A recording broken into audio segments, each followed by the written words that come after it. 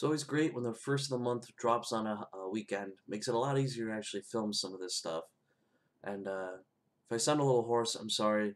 Last night, Greg had another arcade party for Arcade Impossible, and it was a blast. So I'm still slowly recovering from that. So I apologize if I seem to slur a little bit more or if I'm kind of incoherent. But we're going to jump into this month for February video game pickups. And it's been an interesting month. I had thought that I was going to start off really, really slow. Actually, for the first almost most of the entire month of February, except for yesterday, which I'll explain a little bit later, was pretty dry. Um, there's been some things that came in for me, but some of the interesting things, and we'll just kind of head right into this. There was a couple at one of the used game stores that I frequent. They were trying to trade in a boxed, see if I can get this right here, 32X. 100% complete. Packages are all in it. Everything is actually still wrapped. He said he used it once and couldn't get it to work, and he has no 32X games, so he was selling it back. He said he bought it for about $40, but we went to trade it in. They were only going to offer him $5 for the entire thing boxed, which was crazy. So as he was leaving the store, I stopped him and had said I'd make him a deal. He ended up selling it to me for $25 complete the way it is. He said it's works perfectly fine. The reason I wanted to get that, though, was because my 32X is starting to act up a little bit. It's not reading games, so I'm not sure if it's the 32X itself or it's the Sega Genesis. It's maybe starting to go, which I hope not. But I have another one. I do already have a 32X boxed complete, but it's the one that I use frequently. So this will be kind of a backup for me, just in case something like that happens. Or a full-out replacement. So for $25, I mean, that was pretty much a steal. I think I actually purchased my original one at a garage sale years ago, and I got it for $20, and it included NBA Jam TE. So that was pretty cool to come across that because that doesn't happen. Also, speaking of rarities and oddities, at that same store, I managed to pick up some Saturn games, which don't come in very often. But they know that I'm kind of hunting for some of those, so they tend to kind of let me know when they come in. But I ended up getting Mortal Kombat 2. Another common thing you'll see is there's a lot of sticker residue on this because I've been kind of lazy.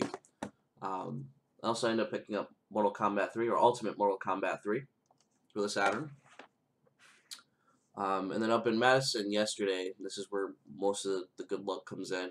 I came across some really good stuff, but I found Loaded on the Saturn, which is kind of a gory first-person shooter, third-person shooter.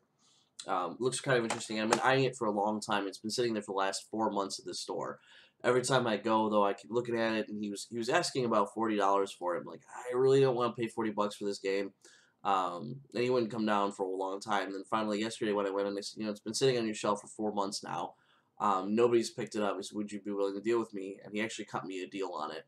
I got it for about $30, which I was good with. I'm okay with spending $30 for a Saturn game like that. Perfectly fine. So that was kind of cool. We'll set the Dreamcast stuff aside and we'll kind of go into some other stuff. For about $7, I actually picked up Metal Slug 7 on the DS.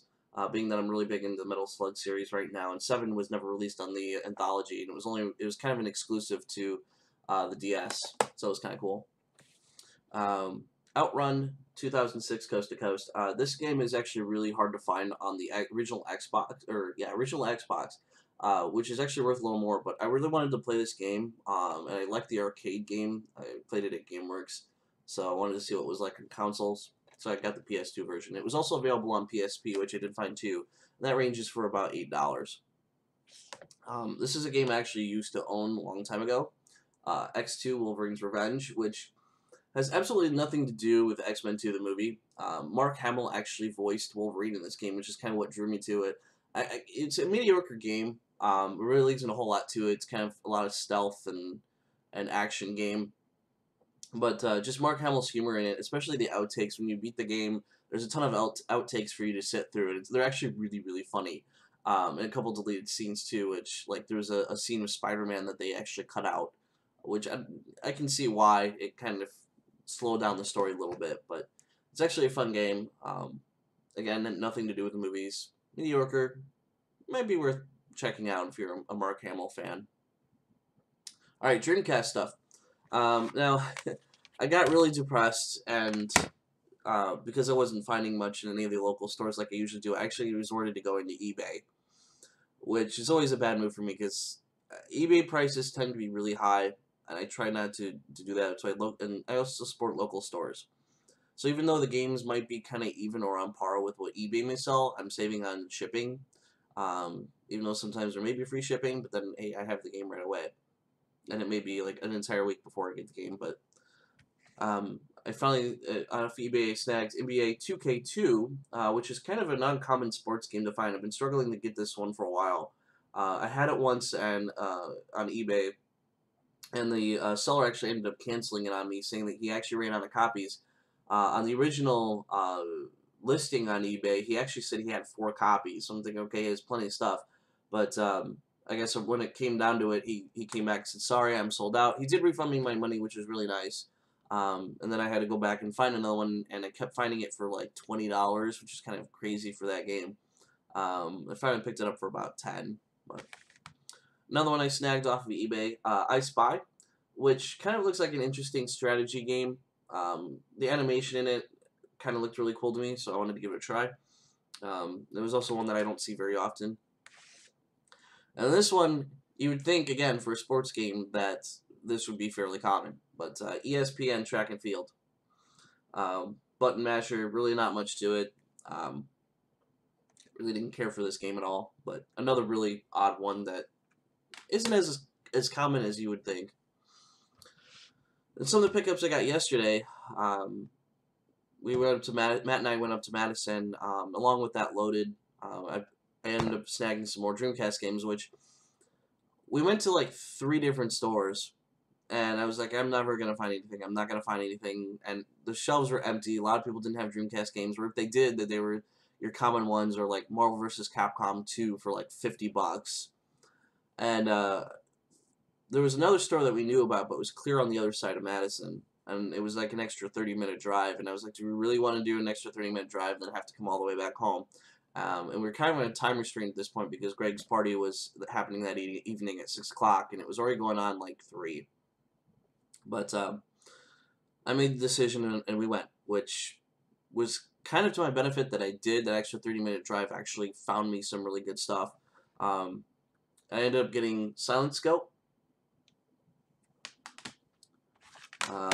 Conflict Zone, which was one I tried looking on eBay for because I couldn't find this one in here at all. This was more of a military strategy game, which I'm not big into strategy games, but hey, we'll give it a shot sometime. I also came across Starlancer, finally. Got this game. Really difficult to find this one, too. It was kind of strange. And then the big one that I found, Elemental Gimmick Gear, which Matt spotted this one for me. It was in a glass case, just kind of sitting there. They also had a Chronicles of Pern Dragon Riders, but it was brand new and sealed, but they were asking $50 for it, and I ended up passing it up. I'm not going to spend $50 for a brand new Dreamcast game like that. That's especially since I'm going to be opening it anyway.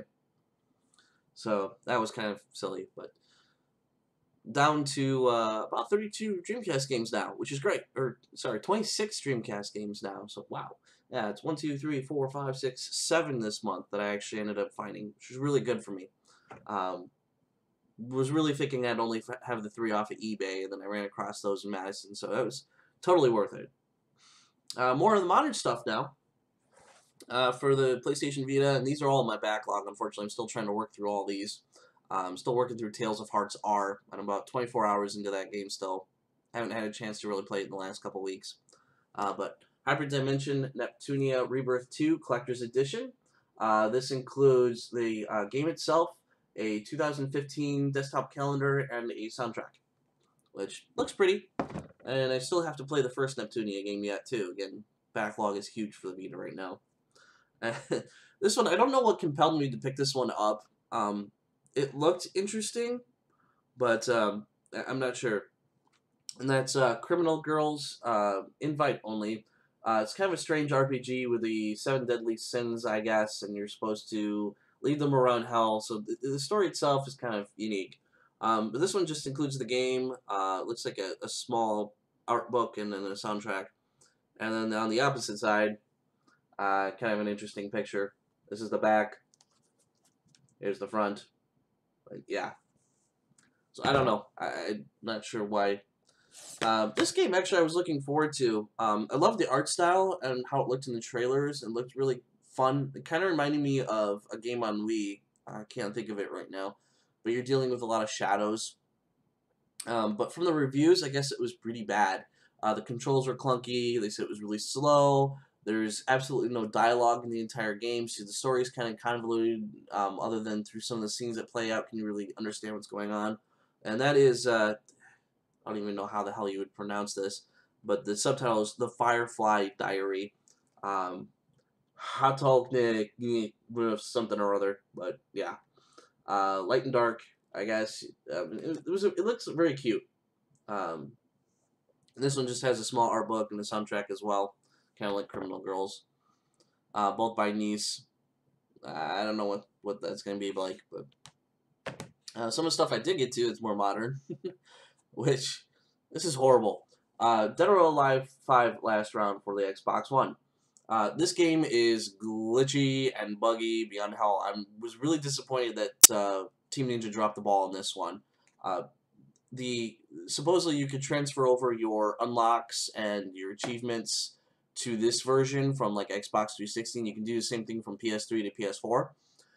But for the first 2 days, it didn't work. Like they had a problem of the transferring, the cloud saves weren't working, and eventually, even when they did work, you still didn't get everything. Like you had to go back and re-download all of your costumes that you did unlock and anything that you paid for.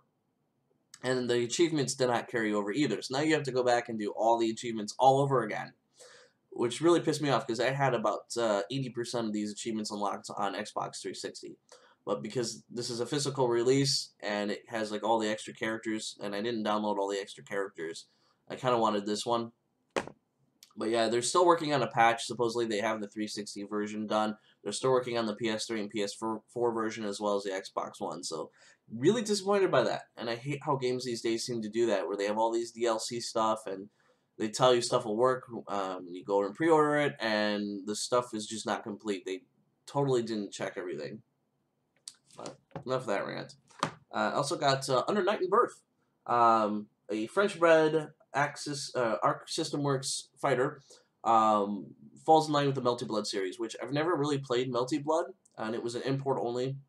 But I'm really liking this game. It's a really good fighter. Of course, I love anime fighters, so I'm still trying to figure that one out along with Guilty Gear, and still playing a lot of Dengenki Bunko Fighting Climax, which I'm really excited that they're finally doing an English release of that.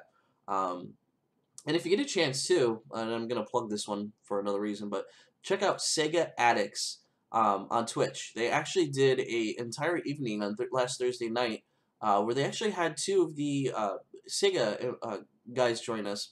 And they get to talk about the game, and there's like some Miku stuff too if you're interested in that. But it was kind of interesting to hear those guys, and they actually played with us. And hopefully they'll come back again another night to hang out with us again. But that was kind of cool. So check that out on Twitch. You can also follow them on Twitter. Last real pickup, I also picked up for the Nintendo 3DS, the NES Remix, which I still have yet to play. I've heard a lot of good things about this, so kind of excited to get to that. Still have like another 2 games on the 3DS backlog to deal with. Non-game related, and I hate these things. Like, I don't understand well, I do sort of understand why, but I don't see the appeal for myself, especially since I'm not a huge Nintendo fan. I ended up picking up an Amiibo, and I got the Sonic one. And this will probably be the only one, that I'll probably get. I'm done. I don't want to start hunting those things. It gets crazy, especially now when they're coming out with like the gold versions, and those are exclusives at Walmart, and no. But yeah. So that's it. A lot of good stuff. Great Dreamcast stuff coming along. Kind of excited. Midwest Gaming Classic is coming up, and we're preparing for that, which will be fun. And saving up for Portland. So big stuff happening. But thanks guys for watching, and we'll see you next time.